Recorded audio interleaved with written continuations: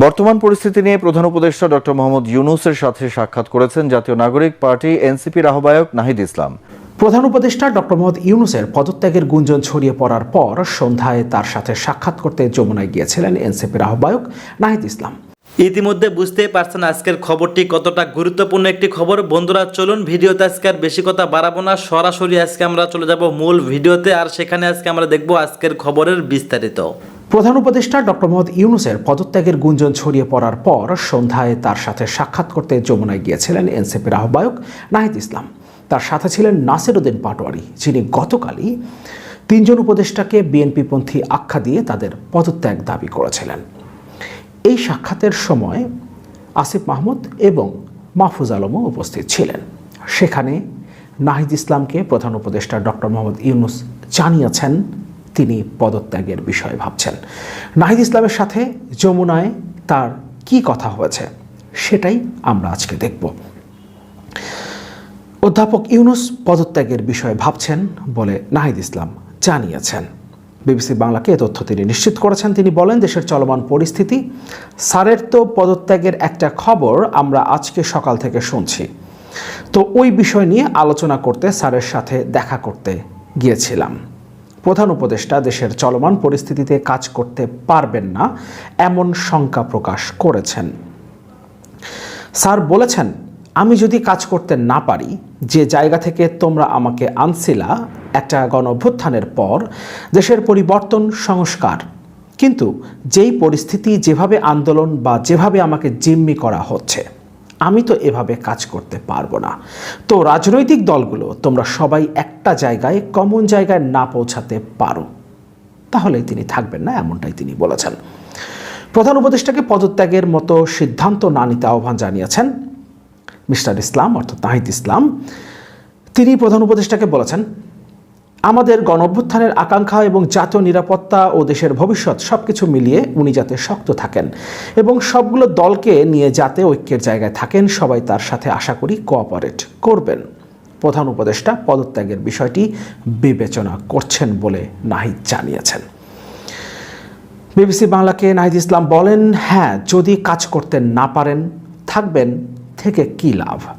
এই আলোচনার পরে প্রধান উপদেষ্টা নাহিদ ইসলামকে জানিয়েছেন পদত্যাগের বিষয়ে তিনি ভাবছেন। আমরা এই লাইনটা খুব গুরুত্ব সহকারে দেখি। এই আলোচনার পরে প্রধান উপদেষ্টা নাহিদকে জানিয়েছেন পদত্যাগের বিষয়ে তিনি ভাবছেন, অর্থাৎ নাহিদ ইসলাম যে উদ্দেশ্যে গিয়েছিলেন, অর্থাৎ পদত্যাগের সিদ্ধান্ত থেকে তাকে নিবৃত্ত করতে, সেটা তিনি পারেননি, কারণ আলোচনার পরে প্রধান উপদেষ্টা নাহিদকে জানিয়েছেন পদত্যাগের বিষয়ে তিনি ভাবছেন। উনি বলছেন উনি এ বিষয়ে ভাবতেছেন, ওনার কাছে মনে হয়েছে পরিস্থিতি এরকম যে তিনি কাজ করতে পারবেন না। পদত্যাগের বিষয়ে প্রধান উপদেষ্টার এখনকার মনোভাবের বিষয়ে নাহিদ ইসলাম বলেন, এখন উনি যদি রাজনৈতিক দল তার পদত্যাগ চায়, সেই আস্থার জায়গা, আশ্বাসের জায়গা না পাইলে উনি থাকবেন কেন। প্রসঙ্গত আজই অন্তর্বর্তীকালীন সরকারের দুইজন উপদেষ্টা এবং জাতীয় নিরাপত্তা উপদেষ্টার পদত্যাগ বা অব্যাহতি চেয়েছে বিএনপি। সংবাদ সম্মেলনে এই দাবি জানানো হয়েছে, আমরা নিশ্চয়ই জানি। এদিকে বিএনপির এই দাবির পাল্টা প্রতিক্রিয়ায় অন্তর্বর্তী সরকারের তিনজন উপদেষ্টাকে বিএনপির মুখপাত্র হিসেবে আখ্যায়িত করে পদত্যাগে বাধ্য করার হুঁশিয়ারি দিয়েছেন এনসিপির এক শীর্ষ নেতা নাসির উদ্দিন পাটোয়ারি। তিনিও গিয়েছিলেন যমুনাতে প্রধান উপদেষ্টার সাথে সাক্ষাৎ করতে। এই তিনজন উপদেষ্টা হলেন আইন উপদেষ্টা অধ্যাপক আসিফ নজরুল, অর্থ উপদেষ্টা সালেউদ্দিন আহমেদ এবং পরিকল্পনা উপদেষ্টা ডক্টর ওয়াহিদুদ্দিন মাহমুদ। এরই মধ্যে বৃহস্পতিবার তথ্য উপদেষ্টা মাহফুজ আলম এক ফেসবুক স্ট্যাটাসে পূর্বের যে কোনো বিভাজনমূলক বক্তব্য এবং শব্দ চয়নের কারণে দুঃখ প্রকাশ করেছেন। একই রকমভাবে ফেসবুকে স্ট্যাটাস দিয়েছেন হাসনাত আবদুল্লাহ, শিবিরের কেন্দ্রীয় নেতা সাদিক কায়েম এবং জামাত ইসলামের আমির ডাক্তার শফিকুর রহমান। সব কিছু মিলিয়ে পরিস্থিতি অত্যন্ত ঘোলাটে। আমি ইতোমধ্যেই কাল সকালে আপনাদের সাথে শেয়ার করবার জন্য কিছু কথা রেকর্ড করেছি, কিন্তু এই আলোচনাটা, অর্থাৎ নাহিদ ইসলামের সাথে প্রধান উপদেষ্টার সাক্ষাতের কথোপকথনটা আপনাদের সাথে শেয়ার করবার জন্য খুব সংক্ষেপে কথাগুলো বলে রাখলাম। আসসালামু আলাইকুম রহমতুল্লাহি ওবরকাতুহু। সম্মানিত দর্শক, ঢাকা দক্ষিণ সিটির মেয়র পদে ইশরাককে শপথ পড়ানো নিয়ে হাইকোর্টে যে রিট করা হয়েছিল, সেই রিটটি হাইকোর্ট খারিজ করে দিয়েছে। এটি মূলত একটি আইনের কূটচাল। এখানে রাষ্ট্রপক্ষ থেকে কোনো আবেদন করা হয়নি, কিংবা রাষ্ট্রপক্ষ থেকে কোনো আইনি মতামত হাইকোর্টে চাওয়া হয়নি। আপনারা সবাই জানেন যে নির্বাচনটি হয়েছিল, যে নির্বাচনের ভিত্তিতে এরশাদকে মেয়র হিসেবে ঘোষণা দেওয়া হয়েছে এবং এরশাদকে শপথ করার কথা বলা হচ্ছে, সেটার যে কার্যকাল বা মেয়াদকাল মে মাসের 15 তারিখ পর্যন্ত ছিল। এখন 15 তারিখের পর তাকে শপথ গ্রহণ করানোর জন্য বা তাকে দায়িত্ব দেওয়ার জন্য যে রেফারেন্স দরকার বা ফুল বেঞ্চ, বা হাইকোর্টের যে অ্যাপিলেট ডিভিশনের যে ফুল বেঞ্চ বলা হয়, ফুল বেঞ্চের যে রেফারেন্স দরকার, যে একজনের জীবন থেকে 5টি বছর চলে গেছে, তাকে নতুন করে আবার 5 বছরের সময় দেওয়া হোক, এটা কোনো সাধারণ মামলা নয়। এটি হাইকোর্টে যারা প্র্যাকটিস করেন তারা জানেন যে এই ধরনের ফুল কোর্ট রেফারেন্স ইন্ডিয়ান সাবকন্টিনেন্টে নেই। যে কেউ নির্বাচিত হয়েছে, তার সময়কাল চলে গেছে, 5 বছর পরে আবার তাকে নতুন করে 5 বছর সময় দেওয়া হয়েছে, আমার জানা মতে নেই। তো এরকম একটা জটিল বিষয় সরকার আইনগত পথে না গিয়ে তাদের একজন সমর্থক বা কেউ একটা রিট করেছে। এটা মূলত একটা সময় ক্ষেপণ করা, যে এরশাদকে যেন শপথ বাক্য পাঠ করানো না হয়, এই মর্মে একটা রিট করা হয়েছে, যেটা হাইকোর্ট থেকে খারিজ করে দেওয়া হয়েছে। বিএনপির যারা আইনজীবী, যারা লোকজন আছেন, তারা ভীষণ রকম খুশি যে এখানে তাদের জয় হয়েছে। কিন্তু এর মাধ্যমে কি উনি মেয়র হিসেবে শপথ নিতে পারবেন, অফিস বুঝে পাবেন, দায়িত্ব পালন করবেন? আর যদি দায়িত্ব পালন করেন, কোন আইনের ভিত্তিতে এবং কতদিন পর্যন্ত এই দায়িত্বে বহাল থাকবেন? এই বিষয়গুলো সেটেলড হয়নি। এই কারণে কি হচ্ছে যে এরশাদ এবং তার যারা লোকজন রয়েছেন তারা এখনো রাজপথে আছেন। তারা এই বিজয়ের চাইতে সরকারের 2জন উপদেষ্টাকে টার্গেট করেছেন এবং সেই 2জন উপদেষ্টার পদত্যাগের দাবিতে তারা রাজপথে অবস্থান করছেন। এইরকম একটি পরিবেশ এবং জটিল অবস্থা যখন চলছে, তার আগে কয়েক মাস আগে বা 1-1.5 মাস আগে আমরা শুনেছিলাম যে বাংলাদেশে রিফাইন্ড আওয়ামী লীগ প্রতিষ্ঠিত হবে এবং উত্তরপাড়া থেকে এই ধরনের একটি উদ্যোগ নেওয়া হচ্ছে, এরকম একটা গুজব চারিদিকে ছড়িয়ে পড়েছিল। আওয়ামী লীগের মধ্যে অনেকেই অগ্রগামী হওয়ার জন্য চেষ্টা করেছিলেন, অনেকের সঙ্গে অনেকে যোগাযোগ করেছিলেন, কিন্তু এই মুহূর্তে বাংলাদেশে সেই যে রিফাইন্ড আওয়ামী লীগের নেতৃত্ব দেওয়ার মতো সাহস, শক্তি সত্যিকার অর্থে কারোর নেই। যাদের নাম এসেছিল সেলিনা হায়াৎ আইভী, তারপরে নাম এসেছিল সাবের হোসেন চৌধুরী, তারপরে নাম এসেছিল সেই আব্দুল হামিদ সাহেব। এখন আব্দুল হামিদ সাহেব খুবই অসুস্থ, তিনি দেশের বাইরে। সেলিনা হায়াৎ আইভী জেলখানাতে, সাবের হোসেন চৌধুরী তিনি চুপচাপ আছেন। দ্বিতীয়ত হলো যে রিফাইন্ড আওয়ামী লীগ, সেই রিফাইন্ড আওয়ামী লীগের সঙ্গে শেখ হাসিনার কি সম্পর্ক, বা যারা মূল নেতৃত্বে আছেন এখন, জাহাঙ্গীর কবির নানক থেকে শুরু করে, তাদের কি সম্পর্ক থাকবে, বা যারা জেলখানাতে আছেন। তো এই বিষয়গুলি নিয়ে একটা জটিল পরিস্থিতি বা জটিল আলোচনা যখন হচ্ছিল, ঠিক সেই সময়টাতে আর একটি কথা আসলো, সেটা হলো রিকনসিলিয়েশন। অর্থাৎ যারা রাজনৈতিক নেতৃবৃন্দ রয়েছেন আওয়ামী লীগের, জাতীয় পার্টির, যাদের সামাজিক গুরুত্ব রয়েছে কিন্তু অন্যায় করেননি, কেবলমাত্র আওয়ামী লীগ করেছেন, তাদেরকে এই বর্তমান বিধি ব্যবস্থার সঙ্গে কিভাবে একীভূত করা যায় এবং তাদেরকে কিভাবে দেশ জাতির কল্যাণে কাজে লাগানো যায়, এজন্য যে রাজনীতির বন্দোবস্ত, নতুন বন্দোবস্ত, যেটি রিকনসিলিয়েশন হিসেবে পৃথিবীর অনেক দেশে, বিশেষ করে দক্ষিণ আফ্রিকাতে এটি ব্যাপক প্রশংসিত হয়েছে।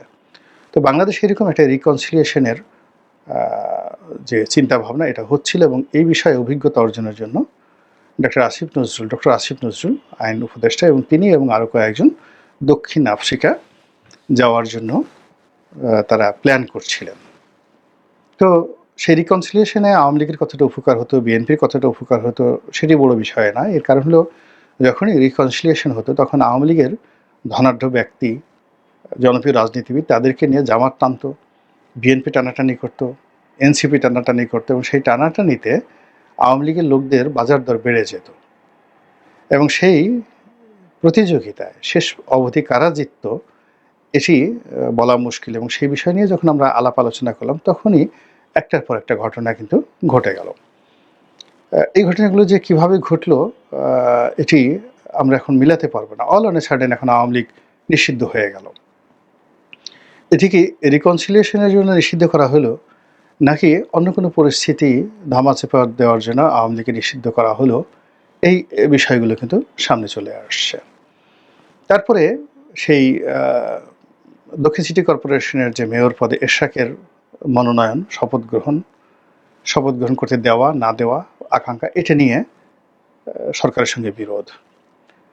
ডিসেম্বর মাসে নির্বাচন নিয়ে বিরোধ, এবং যাকে বলা হয় নির্বাচন কি আগে জাতীয় নির্বাচন হবে নাকি স্থানীয় নির্বাচন হবে, এটা নিয়ে সকল পক্ষের সাথে বিরোধ। এই বিরোধগুলো এখন এমন একটা জায়গাতে চলে এসছে, পয়েন্ট অফ নো রিটার্নে। এখন আর রিফাইন্ড আওয়ামী লীগ আর রিফাইন্ড যাকে বলা হয় রিকনসিলিয়েশন, এগুলো নিয়ে আসলে কারো চিন্তা করার সময় নেই। এরই মধ্যে কুরবানির ঈদ চলে আসছে, আকাশে ঘন মেঘের ঘন ঘটা, দেশের বিভিন্ন এলাকাতে ইতিমধ্যে বন্যা আক্রমণ চালিয়েছে। তারপর আবার সেই ভয়ালো আগস্ট মাস সামনে, এখন মে মাসে পরে জুন মাসে আপনার ঈদুল আজহা। তো হজ যাত্রীরা হজ করতে গেছেন, পরে পুরো জুন মাসটাই চলে যাবে মূলত ঈদুল আজহা এবং হজের আনুষ্ঠানিকতা নিয়ে মানুষজনকে ব্যস্ত থাকতে। জুলাই মাসে এবং আগস্ট মাসে প্রকৃতি খুব বিরূপ থাকবে, এবং ওই সময়টাতে আমাদের দেশে অনেক রাজনৈতিক দুর্ঘটনা ঘটে। এবং আমাদের দেশে এই যে নতুন যারা সরকার আসে তাদের প্রথমে একটা বছর খুব ক্রান্তিকাল যায়। এই এক বছর যারা টিকে থাকতে পারে তারা 2 বছর, 3 বছর, 5 বছর টিকতে পারে, আর যারা পারে না তারা 1 বছরের মাথায় তাদেরকে চলে যেতে হয়। অতীতের ইতিহাস তাই বলে। খন্দকার মোশতাকের সরকার 1 বছর টিকতে পারেনি। তো জাস্টিস সাত্তারের সরকার তারা 1 বছর টিকতে পারেনি। তো এরকম 1 বছর যদি তারা টিকতে পারতো, তারাও এরশাদ সাহেবের মতো একটা ইতিহাস তৈরি করতে পারতো। 111-এর সরকারও কিন্তু 1 বছর টিকতে পারেনি, এবং তারা রাতারাতি কয়েকবার ভুল পাল্টে তারপর শেষে জনগণের কাছে কমিটমেন্ট দিয়ে আমরা এই সময়ের মধ্যে চলে যাব সেই কথা বলে তারা কিন্তু নিজেদের পিঠ বাঁচিয়েছে। তো এই হলো আমাদের দেশে। এখন ডক্টর মোহাম্মদ ইউনূস যদি আগস্ট মাস 2025 সন পার করতে পারেন, সেপ্টেম্বর মাসটা তাদের নিয়ন্ত্রণে থাকে, তাহলে এই সরকার কতদিন থাকবেন এটা ইতিহাসের উপর নির্ভর করবে, পরিস্থিতির উপর নির্ভর করবে। কিন্তু এখন পর্যন্ত পুরো জিনিসগুলো সব এলোমেলো হয়ে গেছে। তো সেই এলোমেলো অবস্থাতে আমরা যে রিকনসিলিয়েশন বা রিফাইন্ড আওয়ামী লীগের কথা বলছি, বা রিকনসিলিয়েশনের কথা বলছি রাজনৈতিক দলগুলোকে একীভূত করার জন্য, তো এটা আসলে এই মুহূর্তে সবচেয়ে বেশি দরকার ডক্টর মোহাম্মদ ইউনূসের ক্ষেত্রে। আমরা সবাই জানি যে অনেকে আমরা পৃথিবী বদলে দেওয়ার জন্য সংগ্রাম করি, লড়াই করি, যুদ্ধ করি। সবচেয়ে বড় কথা হলো যে পৃথিবীকে বদলানোর দরকার নেই, আপনি নিজেকে বদলান, আর নিজেকে বদলালে আপনি পরিবর্তিত একটা বিশ্বকে দেখতে পাবেন। তো এখন এই যে এই মুহূর্তে যত রকম সমস্যা কিন্তু যমুনা থেকে তৈরি হচ্ছে, সমস্যা কিন্তু সেক্রেটারিয়েট থেকে তৈরি হচ্ছে, উপদেষ্টাদের অফিস থেকে তৈরি হচ্ছে, উপদেষ্টাদের মস্তিষ্ক থেকে তৈরি হচ্ছে, আচরণ থেকে, ব্যক্তিত্ব থেকে তৈরি হচ্ছে। ডক্টর মোহাম্মদ ইউনূস এবং তার সঙ্গীজন যারা আছেন, আপনজন আছেন, তাদের চিন্তা চেতনা, মন এবং মানসিকতা থেকে তৈরি হচ্ছে। এবং এখানে আসলে আমাদের একটা রিফাইন্ড ডক্টর মোহাম্মদ ইউনূস দরকার, এবং সরকারও একটা রিকনসিলিয়েশন দরকার, এবং সেই বিষয়গুলো নিয়ে আলোচনা করব। লক্ষ্য করার চেষ্টা করুন যে আমরা ডক্টর মোহাম্মদ ইউনূস সম্পর্কে এখন সবাই হতাশ। আমাদের স্বপ্নভঙ্গ হয়েছে। আমরা তাকে মনে করেছিলাম তিনি বিশ্ব মানব, সারা দুনিয়া তাকে সম্মান করে। এখন আমরা বুঝতে পেরেছি যে সারা দুনিয়া তাকে যে সম্মান করেছে বলে আমরা দেখেছি, এটা একটা ভাইব ছিল। It was an advertisement made by the western power and western countries and western agencies. তারা, পশ্চিমা দেশগুলো, এই আমাদের মতো তৃতীয় বিশ্বে কোনো একটি মানুষকে যখন ক্ষমতায় বসাতে চায়, তখন তাদেরকে কেন্দ্র করে তারা একটা ভাইব তৈরি করে। যেভাবে মায়ানমারের সূচিকে তারা তৈরি করেছে, যেভাবে তারা দালাই লামাকে তৈরি করেছে, কিন্তু সব জায়গাতে এখন তারা যেমনভাবে ইউসুফ মালালা জাইকে তারা তৈরি করেছে, যেভাবে সালমান রুশদিকে তারা তৈরি করেছে, এরকম এখন ডক্টর মোহাম্মদ ইউনূসের যে বিশ্বব্যাপী সুনাম এবং সুখ্যাতি, সেই সুনাম এবং সুখ্যাতিতে আমরা অবাক বিস্ময়ে তাকাতাম যে বাঙালিদের মধ্যে এরকম একজন মানুষ হতে পারে। এ তো অতীশ দীপঙ্করের চেয়ে বড়, তার চেয়ে বড় জ্ঞানী, এ তো বাংলাদেশের জগদীশচন্দ্র বসুর চাইতে বড় বিজ্ঞানী। এরকম বাঙালিতে আর কখনো হয়নি। পশ্চিমবঙ্গে অমর্ত্য সেন নামক একজন বাঙালি, তিনিও অর্থনীতিতে নোবেল পুরস্কার পেয়েছেন। আমরা অমর্ত্য সেনকে ডক্টর মোহাম্মদ ইউনূসের পাঞ্জাবির একটা পকেটও কখনো মনে করিনি। আমাদের কাছে মনে হয়েছে ডক্টর মোহাম্মদ ইউনূস সে প্রশান্ত মহাসাগরের মতো তার বিশালত্ব, আটলান্টিকের মতো তার ব্যাপ্তি, মহাকাশের মতো তার সেই রহস্যময়তা। কিন্তু যেই মুহূর্তে তিনি রাষ্ট্র ক্ষমতা আসলেন, আমরা অবাক বিস্ময়ে দেখলাম যে আরে, এ তো গ্রামীণ ব্যাংক, এ তো এনজিও, এ তো গ্রামীণ ফোন, এ তো গ্রামীণ ট্রাস্ট। তার বাইরে তার কোনো চিন্তা নেই। তিনি যেভাবে গ্রামীণ ফোন চালিয়েছেন, যেভাবে তিনি সারা দুনিয়াতে 3-0 থিওরি বলে মানুষের হাততালি নেওয়ার চেষ্টা করেছেন, যেভাবে সামাজিক ব্যবসা, সোশ্যাল বিজনেসের কথা বলে সারা মানুষের বাহাবা কুড়িয়েছেন। এবং আপনি জানেন যে এই পৃথিবীতে সবচেয়ে যারা সুন্দরভাবে গল্প বলতে পারেন, লিখতে পারেন, গল্প বলতে পারেন, তারাই বিখ্যাত। রবীন্দ্রনাথ, নজরুল, উইলিয়াম শেক্সপিয়ার, কিংবা ধরুন অন্য যারা আছে, উইলিয়াম সমারসেট মম, কিংবা ম্যাক্সিম গোর্কি, ট্রটস্কি, যত বিখ্যাত কবি, সাহিত্যিক, কিংবা মাইকেল অ্যাঞ্জেলো, কিংবা লিওনার্দো দা ভিঞ্চি, ভ্যান গগ, যারা আর্ট অ্যান্ড কালচার স্ক্যাপচার করে সারা পৃথিবীকে চমকে দিয়েছেন, তারা কি করেছেন? একটা গল্প তৈরি করেছেন, রহস্য তৈরি করেছেন। দ্য ভিঞ্চি কোড, মানে Leonardo da Vinci the Vinci code, যে তিনি যে ছবিটা এঁকেছেন, এটার পিছনে এই রংটা কেন দিলেন, এইভাবে কেন মোনালিসা হাসলো। তো এই যে রহস্য তৈরি করা, তারপরে এই যে সুন্দর করে গল্প বলা, কিংবা মানুষকে কল্পনার জগতে নিয়ে যাওয়া, সুলতার কবেকার অন্ধকার বিদিশার নিশা, বা সুরঞ্জনা সুরঞ্জনা ওইখানে যেও নাকো তুমি, বলো নাকো কথা ওই যুবকের সঙ্গে। তো এই যে বক্তব্যগুলো, এগুলো কি আমাদের কল্পনার জগৎকে উন্মুক্ত করে দেয়, আমাদেরকে স্বপ্ন দেখায়, আমাদেরকে একের পর এক গল্প শোনায়, কাহিনী শোনায়, এবং আমরা মুগ্ধ হয়ে অবাক বিস্ময়ে তাদের দিকে তাকিয়ে থাকি। গল্প, যারা বড় বড় ধর্ম প্রচারক, আপনি মহাভারত বলেন, তারপরে জৈন ধর্ম বলেন, যে কোনো ধর্ম, সব ধর্মেরই, সেটা খ্রিস্টান বলেন, ইহুদি বলেন, সুন্দর একটা গল্প রয়েছে। এবং সেই গল্প হলো আকাশকে ছাড়িয়ে মানুষের কল্পনার জগৎ যেখানে পৌঁছাতে পারে না, সেই গল্প তারা এই পৃথিবীতে এনে মানুষকে বিশ্বাস করিয়েছেন। সে আরশে আজিম বলেন, দেবতা বলেন, অ্যাপোলো বলেন, মানে যারা যত সুন্দরভাবে গল্প তৈরি করতে পেরেছেন, তারাই এই পৃথিবীতে একটা চমৎকার ধর্মবৎ জাতি এবং গোষ্ঠী তৈরি করতে পেরেছেন। এরপর বড় বড় যারা বিজয়ী, যেমন আলেকজান্ডার, তারাও গল্প তৈরি করেছেন।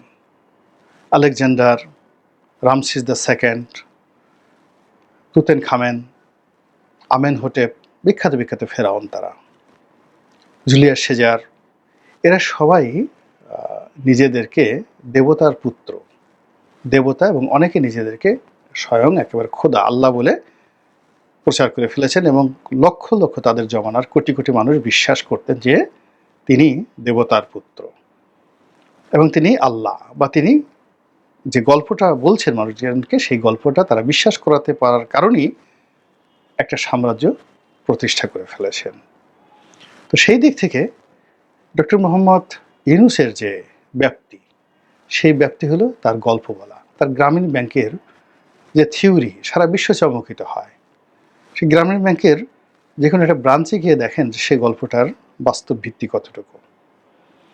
কিংবা গ্রামীণ ব্যাংকের যে বিশ্বব্যাপী সুনাম সুখ্যাতি, সেই গ্রামীণ ব্যাংকের যে ব্যালেন্স, মানে যাকে ব্যালেন্স শিট দেখেন, যে তারা কত টাকা এ যাবৎকাল আয় করেছে, কত টাকায় ব্যয় করেছে, এবং এদের জাতির কল্যাণের জন্য কত টাকা ট্যাক্স দিয়েছে, এবং আমাদের সবচেয়ে যে ছোট ব্যাংক, বাংলাদেশে একটা ছোট ব্যাংক ধরুন বাংলাদেশ কমার্স ব্যাংক, এই কমার্স ব্যাংকের সঙ্গে বা বেসিক ব্যাংকের সঙ্গে গ্রামীণ ব্যাংকের তুলনা করা যায় কিনা।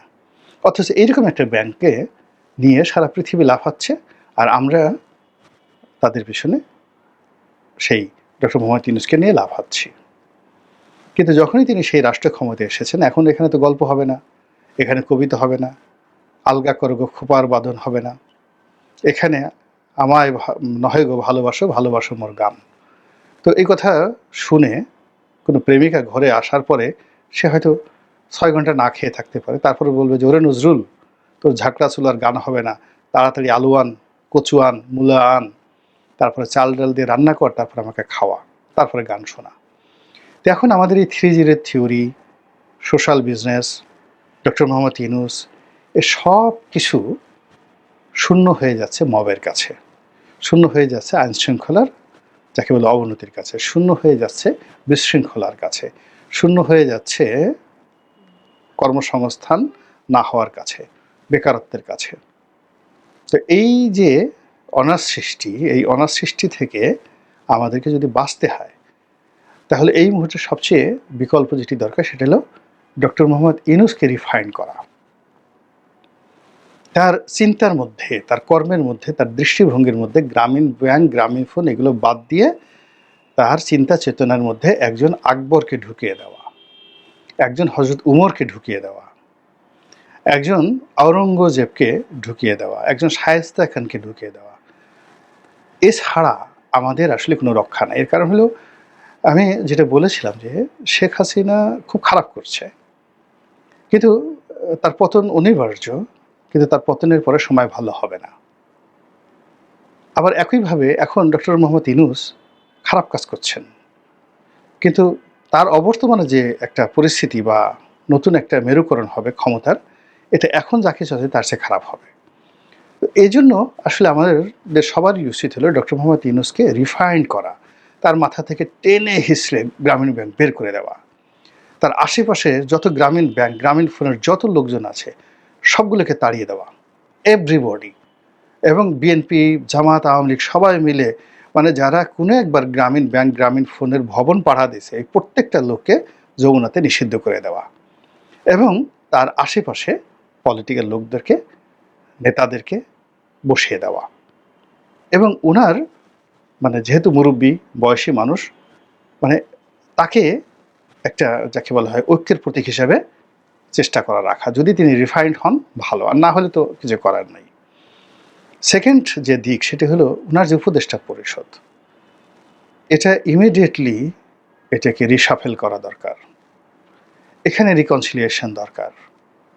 এখানে যারা ইতিমধ্যে অযোগ্য প্রমাণিত হয়েছেন তাদেরকে বিদায় করা দরকার, যারা ইতিমধ্যে ক্রাইম করেছেন তাদেরকে শাস্তির আওতায় আনা দরকার, আর যাদের দ্বারা কোনো কিছু হচ্ছে না, খালি আনাকুম জানাকুম, আসছেন যাচ্ছেন, কেউ সুন্দরী কোটা, কেউ মহিলা কোটা, কেউ এনজিও কোটা, কেউ সেনাবাহিনীর কোটা, এই বিভিন্ন কোটায় যারা এসে এখানে শুধুমাত্র অফিসগুলো দখল করে আছেন, এদেরকে ইমিডিয়েটলি বাদ দিয়ে যারা পরিচালনা করতে পারেন তাদেরকে এনে যদি একটা শক্তিশালী উপদেষ্টা পরিষদ গঠন করা হয়, তাহলে সেটি ইচ্ছা করলে ভালো একটি নির্বাচনও করতে পারবে, ইচ্ছে করলে তারা যদি দেশ ভালোভাবে চালায়, তাহলে এখন যেভাবে ডিসেম্বর মাসে বা খুব ইমিডিয়েটলি বিএনপি নির্বাচন চাচ্ছে, আমার কাছে মনে হচ্ছে বিএনপি সেটা চাইবে না। বিএনপি এখন এই সরকারের অধীন নিজেদেরকে যেভাবে অনিরাপদ ভাবছে, নিরাপত্তাহীনতায় ভুগছে এবং একটা অশনীয় সংকেত দেখতে পাচ্ছে, যদি সুশাসন থাকতো, ন্যায় বিচার থাকতো, যোগ্যতা থাকতো, তাহলে এটি হতো না। তো কাজেই আমরা যে সকল রিকনসিলিয়েশনের কথা বলছি, রিফাইন্ডের কথা বলছি, আওয়ামী লীগ, বিএনপি কাউকে রিফাইন্ড করার দরকার নেই, যেহেতু ক্ষমতার স্টিয়ারিংটা এখন ডক্টর মোহাম্মদ ইউনূসের হাতে। তিনি যদি রিফাইন্ড হন আর তার যে সরকার, সেই সরকার যদি রিকনসিলিয়েট হয়, তাহলেই কেবলমাত্র এই জাতির ইমিডিয়েট মুক্তি সম্ভব। আদারওয়াইজ আমাদের একটা দীর্ঘ পথ পাড়ি দিতে হবে, অনিশ্চয়তা নিয়ে, বিশৃঙ্খলা নিয়ে, হতাশা নিয়ে, বিপদ এবং বিপত্তি নিয়ে। আল্লাহ আমাদের সবাইকে হেদায়েত দান করুন এবং হেফাজত করুন। আসসালামু আলাইকুম রহমতুল্লাহি ওয়া বারাকাতুহু। মাহফুজকে বাদ দিয়েই বাংলাদেশ ইসলামী ছাত্র শিবিরের নেতৃত্বে অভূতপূর্ব জাতীয় ঐক্য কায়েম হলো। ঘটনা ঘটে গেছে দর্শক, এবার ঠিক আছে, এবার লাইন ক্লিয়ার, হিসাব ঠিক আছে। দর্শক, এই ঐক্যের মধ্য দিয়ে সেনাপ্রধানের যে খায়েশ বাংলাদেশের রাজনীতি ঘুরিয়ে দেওয়ার, সে খায়েশ ব্যর্থ হয়েছে, সব চেষ্টা ব্যর্থ হয়েছে। কারণ ছাত্র জনতার বিপ্লবীদের ঐক্যকে ওয়াকাররা ভয় পায়, ভারত ভয় পায়। হাসিনার মতো এস্টাবলিশমেন্ট পালাতে হয়েছে এই বিপ্লবীদের ফলে। অতএব তারা যদি আবার ঐক্যবদ্ধ হয়, কেন হাসিনার চুনোপুটি আর কি করবে? কোন বাল ছেড়বে, কিচ্ছু করতে পারবে না। দর্শক, ঐক্য হয়েছে, রাতভর উদ্বেগ উৎকণ্ঠায় জাতি অপেক্ষা করেছে, এর মধ্য দিয়ে জাতি ঐক্যবদ্ধ হয়েছে। অলরেডি ঢাকা বিশ্ববিদ্যালয়ে মিছিল হয়েছে, এটা জাস্ট একটা শো, কিন্তু জাতীয় ঐক্য কায়েম হয়েছে এবং সেই ঐক্যে মাহফুজকে বাদ দেওয়া হয়েছে। শিবির ঐক্যের ঘোষণা দিয়েছে, সাদিক কায়েম, ফরহাদ, জাহিদ সবাই ঐক্যের ঘোষণা দিয়েছে, জুলাই স্প্লিটের ঘোষণা ক্লারিফাই করেছে, কিন্তু মাহফুজের উপর নোক্তা দিয়ে রেখেছে মাহফুজ বাদ, এদের ক্ষমা নেই। গাদ্দার হিসাবে আখ্যায়িত করেছে শিবির মাহফুজকে। আর শিবিরের এই অনমনীয়তা, জামাত কিন্তু এটা নিয়ে সিরিয়াস না। শিবির আর জামাত, জুলাই বিপ্লবও জামাত ছিল মুক্তাদি আর শিবির ছিল ইমাম। এখনো মাহফুজ বিষয়ে সিদ্ধান্ত নেবে শিবির, নট জামাত। তো এখানে দর্শক, মাহফুজকে যে বাদ দেওয়া হয়েছে, মাহফুজ ক্ষমা চেয়ে রক্ষা পায়নি। তিনি ক্ষমা চেয়েছিলেন, শিবির স্পষ্ট জানিয়ে দিয়েছে অনানুষ্ঠানিকভাবে, ইনফরমালি, যে না, তুমি গাদ্দার, তোমাকে ক্ষমা করা হবে না, আমরা ঐক্যবদ্ধ, বাট তুমি বাদ। মাহফুজকে বাদ দিয়ে ঐক্য হয়েছে। এমনকি এখন মজার বিষয়ে এনসিপির লোকজনও বলা শুরু করেছে, না আমরা আগে মাহফুজের সাথে কিন্তু ছিলাম না ভাই, আমরা শিবির, আমি আপনারা, আমরা সবাই এক ভাই, মাহফুজ নাই।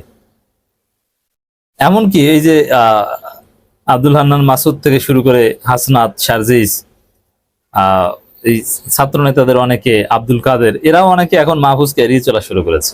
যারা জানেন না তাদের অবগতির জন্য জানাচ্ছি। এর মানে এই যে মাহফুজকে বাদ দিয়ে জাতীয় ঐক্য, বিপ্লবীদের ঐক্য, এটা শুধু শিবিরের ঘোষণা না, শিবির স্পষ্ট করেছে যে মাহফুজ বাদ। এনসিপিও এটা মেনে নিয়েছে।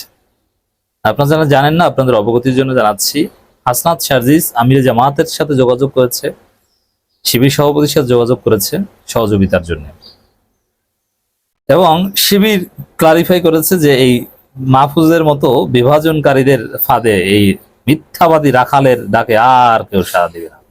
অতএব মাহফুজকে বাদ দিয়ে, আমি আগেই বলেছিলাম, মাহফুজকে ক্ষমা নয়, বরং মাহফুজকে বাদ দিয়ে ক্ষমা করার আগে পদত্যাগ করতে হবে। ক্ষমা চাইতে হলে আগে পদত্যাগ করে ক্ষমা চাইতে হবে। এটা রাশেদ বলেছে গণ অধিকার পরিষদের, চমৎকার কথা। দর্শক, জুলকারনাইন সায়ের সাদিক কায়েমের ফেসবুক পোস্ট শেয়ার করেছে। তিনি লিখেছেন, একদম শুরু থেকে আমি পরিষ্কারভাবে বলছি যে যদি জুলাইয়ের বিদ্রোহ আমাদের এমন কোন সত্যিকারের নেতা উপহার দেয় যে আন্দোলনের মনোবল ধরে রাখে, তাহলে সে হচ্ছে সাদিক কায়েম। আর সাদিক কায়েম ফেসবুকে লিখেছেন, জুলাইয়ের গাদ্দারদের আহ্বানে নয়, বরং নিজ নিজ তাগিদে দেশের স্বার্থে আমাদের ঐক্যবদ্ধ থাকা প্রয়োজন। এর মানে জুলাইয়ের গাদ্দার মাহফুজ। তা মাহফুজকে যে সাদিক কায়েম গাদ্দার বলেছেন, এটা তাফসির করতে মুফাসসির হওয়ার দরকার নেই, এটা যে কেউ বুঝে। এর মানে জুলাইয়ের গাদ্দার মাহফুজ, আরো আছে গাদ্দার, মাহফুজের অনুসারী আছে কিছু চেলা চামচা। অতএব তোমাদের এই মাহফুজের বট ফোর্সের আহ্বানে নয়, শিবির দেশ প্রেম থেকে ঐক্যবদ্ধ। ক্লিয়ার কথা? এই যে ঐক্যের কথা ফুটে উঠেছে, এবং ঐক্যের সাথে এনসিপি বা বিপ্লবীরা সেই সমন্বয়ক একাত্মতা পোষণ করেছে, তারা মাহফুজকে বাদ দিয়েই করেছে, গাদ্দারকে বাদ দিয়েই করেছে। এই সুযোগে আরেকটা মজার ঘটনা ঘটে যাচ্ছে। আমি এনসিপির নেতারা বেশিরভাগই অত্যন্ত ক্লোজ বন্ধু, ছোট ভাই। এনসিপির উপর যে মাহফুজের খবরদারি, অথবা এনসিপি চালাক কার্যত এখনো মাহফুজ, বা মাহফুজের ভয় এতদিন অনেকে কথা বলতে পারেনি, এখন মাহফুজের বিরুদ্ধে কথা বলা শুরু করেছে ফোরামে। এই সুযোগে মাহফুজকে এনসিপি থেকে, বা এনসিপির যে পাওয়ার স্ট্রাকচার, সেখান থেকে মাহফুজকে বাদ দেওয়ার একটা উদ্যোগ নেওয়া হচ্ছে, কেউ ভেবে বসে আছে। মানে মাহফুজ চারদিক থেকে মারা খাচ্ছে। শিবিরের সাথে লাগতে যে এই হাসিনার মতো লোককে পালাতে হয়েছে, শিবির ট্যাগ দিয়ে, সেই শিবিরের হাতে মাঠটা খেয়েছে হাসিনা। নিষিদ্ধ করেছিল না জামাত শিবিরকে, কিন্তু লাভ হয়েছে হাসিনাই পারেনি। আর কোথাকার কি মাহফুজ। এবার মজা বুঝছে মাহফুজ, কত ধানে কত চাল। মাহফুজকে বাদ দিয়ে এখন এনসিপি জামাতের সাথে ঐক্যবদ্ধ। এই মাহফুজদেরকে কোথাও কোনো টলারেট করা হবে না। এই মাহফুজরা যেখানে আছে সেখানে এদেশের জনতা থাকবে না, গাদ্দার ইসলামপন্থীরা থাকবে না, জামাত শিবির থাকবে না, চরমনাই থাকবে না, হেফাজত থাকবে না। হেফাজতের সাথে বেয়াদবি করেছে মাহফুজ, চরমনের সাথে বেয়াদবি করেছে, সবার সাথে বেয়াদবি করেছে। ক্ষমা চেয়েছিল, এরকম বারবার ক্ষমা চাইবে, আবার 2 দিন পর আবার বলবে যে না আবার রাজাকার ঠ্যাঙাই। মানে বিষয়টা কি, মাহফুজদের মতো বাটপার এবং ওর যে চেলা চামচা, এদের আদর্শ কি জানেন? বিপদে পড়লে নজরুল সঙ্গীত, আর বিপদ কেটে গেলে রঠা রবীন্দ্রসঙ্গীত।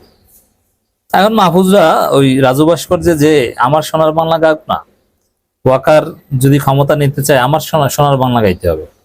তো ওরা হচ্ছে এই টাইপের ধান্দাবাজ যে বিপদে পড়লে নজরুল সঙ্গীত আর বিপদ কেটে গেলে রঠা সঙ্গীত।